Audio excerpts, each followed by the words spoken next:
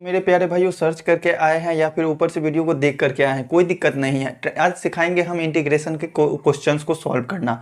Integration का question बहुत ही प्यारा सा होता है। इंटीग्रेशन चैप्टर ही बहुत ही प्यारा सा है, हमें तो बड़ा मजा आता है क्वेश्चन को सॉल्व करने में। देखेंगे यहाँ पर tan x और cot x दोनों का इंटीग्रेशन आपको ज्ञात करना है। यहाँ पे आप प्रतिस्थापन विधि का यूज करेंगे। प्रतिस्थापन विधि कहते किसको है, तो चलो देखो इसको सॉल्व करते हैं। 10वां क्लास में आपने फॉर्मूला पढ़ा था ना, साइन थीटा बट्टा कॉस थीटा किसको कहते हैं, टेन थीटा को। तो tan x को हम चेंज कर सकते हैं किसमें, साइन एक्स बट्टा कॉस एक्स में। ठीक है, इंटीग्रल एक्स के सापेक्ष है। अब देखो प्रतिस्थापन विधि होता है, उसमें हम नीचे वाले को मानते हैं z। ठीक है, कोई सा भी वेरिएबल मान सकते हैं आप।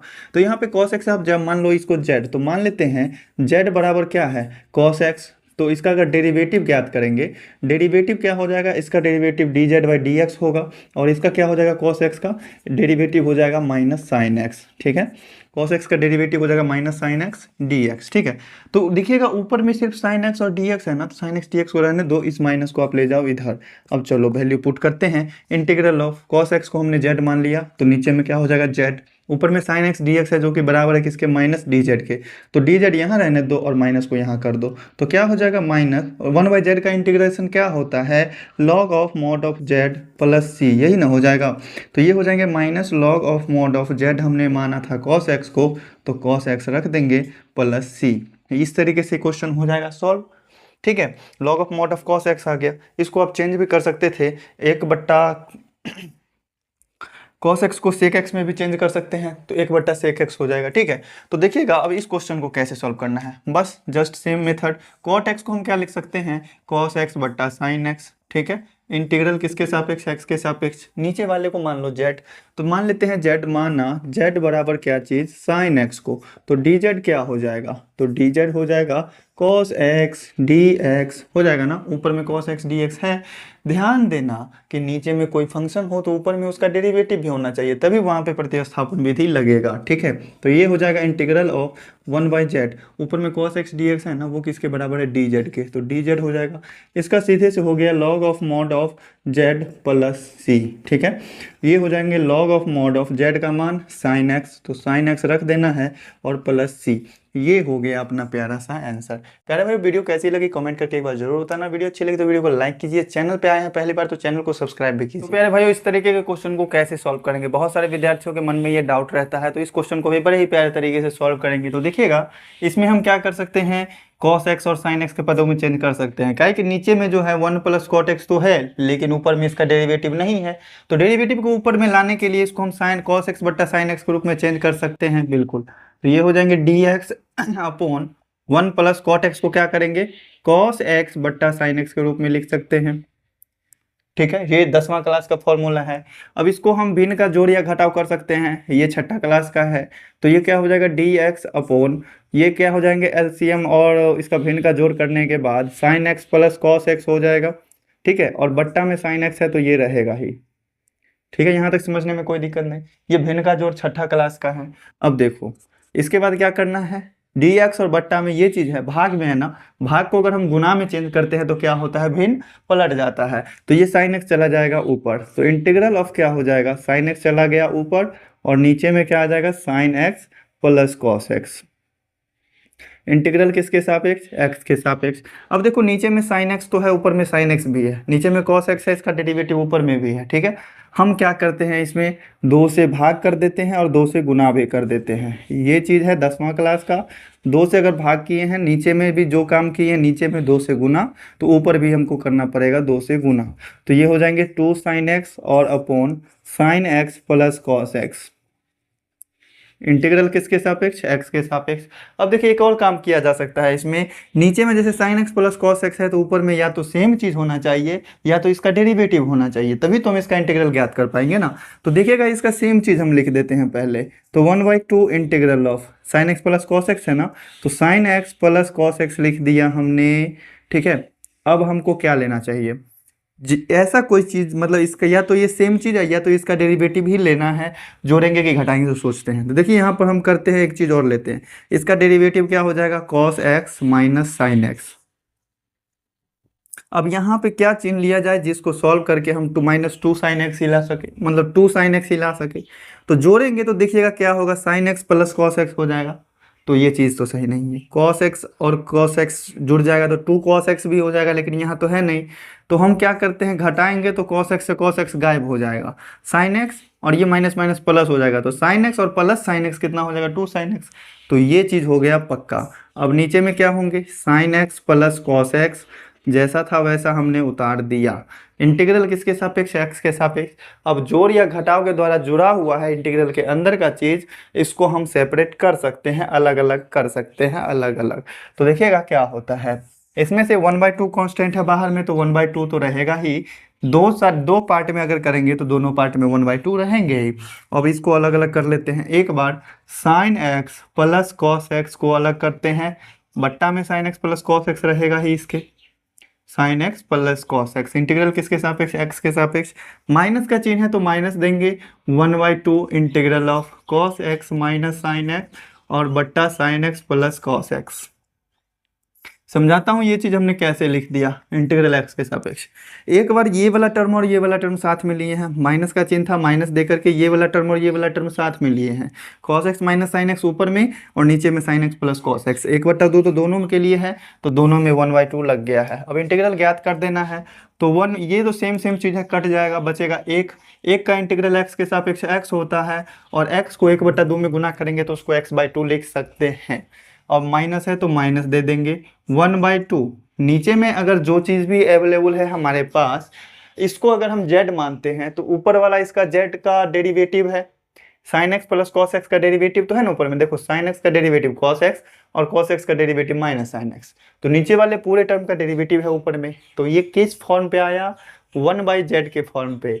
अगर हम नीचे वाले को z मानेंगे तो ये हो जाएगा 1/z इंटीग्रल किसके सापेक्ष, z के सापेक्ष। तो इसका इंटीग्रल हो जाएगा log of mod of z, और log of mod of z हमने माना था नीचे वाला को, तो नीचे वाला हो जाएगा सीधे से log of mod of sin x plus cos x हो जाएगा, प्लस c। उम्मीद करते हैं समझ गए होंगे इस क्वेश्चन को भी। तो प्यारे भाई, अगर वीडियो अच्छी लगी तो वीडियो को लाइक जरूर कीजिएगा। अगर चैनल अभी तक सब्सक्राइब नहीं किया तो चैनल को सब्सक्राइब कर लीजिएगा, क्योंकि इसी तरह के ब्यूटीफुल कंटेंट, ब्यूटीफुल क्वेश्चंस लाते रहता हूं। तो प्यारे भाइयों, हमें सपोर्ट की ज़रूरत है, आप लोग ज़्यादा से ज़्यादा सपोर्ट करें। अगर चैनल को सब्सक्राइब नहीं किए तो चैनल को सब्सक्राइब करें। देखिए, आज के वीडियो में हम देखने वाले हैं इस क्वेश्चन का सोल्यूशन। बहुत सारे विद्यार्थियों को इस क्वेश्चन को सॉल्व करने में होता है डाउट, क्लास 12 का इंटीग्रेशन का है, बहुत ही प्यारा सा है। देखिएगा, नीचे वाले का डेरिवेटिव आपको ऊपर में पूरा करना है, प्रतिस्थापन विधि से सॉल्व करते हैं। ऊपर में डेरिवेटिव पूरा करने के लिए थोड़ा सा कुछ काम करना पड़ेगा। 2 से जैसे हम भाग करते हैं और 2 से गुना कर देंगे तो कोई दिक्कत है क्या, नहीं है कोई दिक्कत। तो sin x plus cos x नीचा में ऐसे ही रह जाएगा। इंटीग्रल किसके सापेक्ष, x के सापेक्ष। देखिए, 2 से हम भाग किए हैं, 2 से गुना किए हैं, क्यों किए हैं सो अब देखिए। तो 1/2 इंटीग्रल मतलब कांस्टेंट है, बाहर रहेगा ही। 2 cos x है ना, एक बार आप करो इसके ऊपर में सेम चीज पूरा कर दो। प्रतिस्थापन विधि से कैसे सॉल्व करते हैं, या तो ऊपर में आपको सेम चीज पूरा होना चाहिए या फिर उसका डेरिवेटिव होना चाहिए, तभी तो आप उसका इंटीग्रल निकाल सकते हैं ना। तो हम क्या करते हैं, एक बार हम इस तरीके से sin x plus cos x हम ऊपर में लिख देते हैं, ठीक है। और एक बार क्या करते हैं, cos x minus sin x लिख देते हैं। देखिएगा, इस 2 cos x को हम चेंज किए हैं अपनी मर्जी से आपको करना है। देखिएगा, sin x और sin x घटेगा तो खत्म, cos x और cos x जुड़ेगा तो 2 cos x होगा कि नहीं, ठीक है। इस तरीके से करना है, और नीचे में जो भी है sin x और प्लस cos x उसको इसी तरीके से लिख देना है। इंटीग्रल किसके सापेक्ष, x के सापेक्ष। उम्मीद करते हैं यहाँ तक समझ गए होंगे। अब देखिए, ये प्लस के साथ जुड़ा हुआ है तो इसको हम सेपरेट कर सकते हैं, अलग अलग कर सकते हैं। 1/2 कांस्टेंट है, दोनों के साथ रहेगा, तो ये क्या होंगे, 1/2 integral of sin x plus cos x, कौन सा वाला, तो ये वाला, और बट्टा में ये हो जाएगा sin x plus cos x हो जाएगा, sin x plus cos x integral x के सापेक्ष, प्लस कांस्टेंट 1/2 था तो इसमें भी रहेगा साथ में, और इंटीग्रल ऑफ क्या हो जाएगा, cos x minus sin x और upon sin x plus cos x, यही होगा sin x plus cos x। Integral किसके सापेक्ष, x के सापेक्ष। प्यारे भाई, उम्मीद करते हैं ये लाइन भी समझ गए होंगे। अलग अलग खाली सेपरेट कर दिए हैं, कांस्टेंट जो था उसको अलग अलग भी, कांस्टेंट को भी कर दिए हैं। ये दोनों सेम टर्म है, कैंसिल हो जाएगा। और 1 का इंटीग्रल x के सापेक्ष आपको पता है x होता है, तो x को 1/2 से गुना करेंगे तो ये क्या हो जाएगा, x/2, और प्लस 1/2 है। नीचे में देखिए sin x plus cos x है, इसका डेरिवेटिव क्या है, sin x का डेरिवेटिव cos x और cos x का डेरिवेटिव माइनस sin x। अगर नीचे वाले को हम z मानते हैं तो ऊपर में dz है, तो 1/z का इंटीग्रल क्या होगा, log of mod of z इसको अगर इस तरीके से अगर z माना जाए तो ये हो जाएगा 1/2 इंटीग्रल ऑफ 1/z और dz हो जाएगा, अगर हम इसको z मानेंगे तो, ठीक है।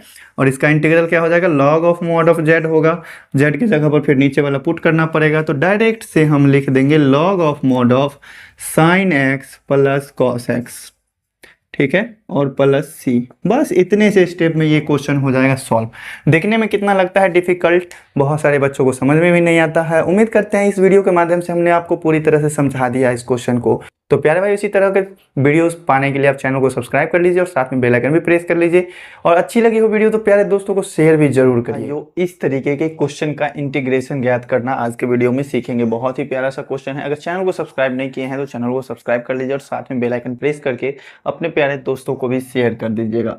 देखिएगा इस इंटीग्रेशन को, इसको 1 को हम 1 का स्क्वायर लिख सकते हैं और 9 को हम 3 का स्क्वायर लिख सकते हैं, और ये साइन का स्क्वायर तो खुद से है ही।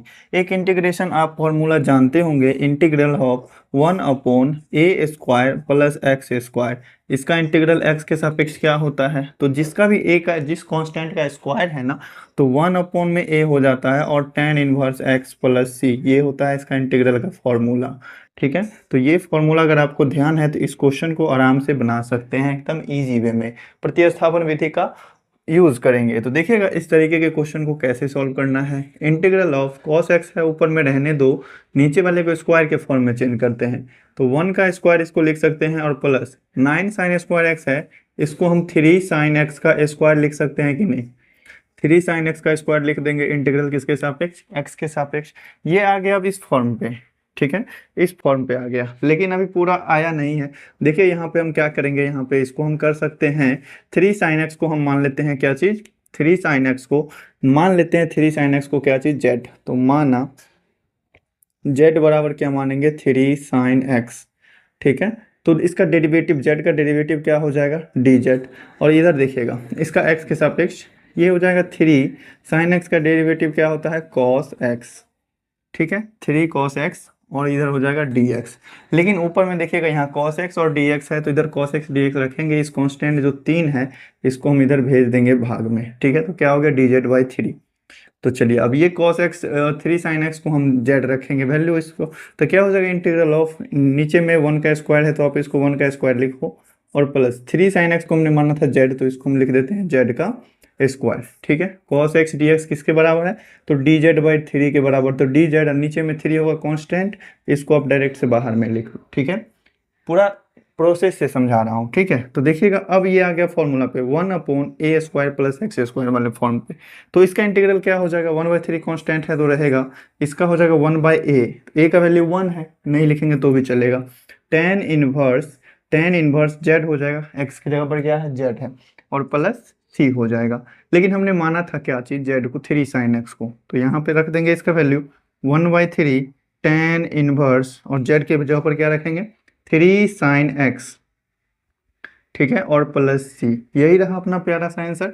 इस तरीके के क्वेश्चन को इसी तरीके से एकदम सेम प्रोसेस से सब्स्टिट्यूशन मेथड का यूज करके आप यूज कर सकते हैं। तो चलिए प्यारे भाई, अगर वीडियो अच्छी लगे तो वीडियो को लाइक कीजिएगा, अगर चैनल पे नए हैं, पहली बार विजिट किए हैं तो चैनल को सब्सक्राइब भी कर लीजिएगा। क्लास 12 के बहुत सारे वीडियोस हमारे चैनल पे अपलोडेड हैं, पहले से आप जाकर विजिट करके देख सकते हैं। सभी वीडियोस पसंद आए तो वीडियो को लाइक भी कीजिएगा। किस तरीके से इसको क्वेश्चन को सॉल्व करते हैं, नीचे में हम √2 से गुना कर देंगे, √2 से भाग कर देंगे, कोई दिक्कत नहीं है। तो क्या करना होगा, integral of dx upon sine x plus cos x है ना, इसमें हम क्या करते हैं, √2 से गुना भी कर देते हैं, और इस वाले टर्म में हम √2 से भाग भी कर देते हैं, sine x plus cos x, ठीक है। और अपॉन में क्या हो जाएंगे, √2।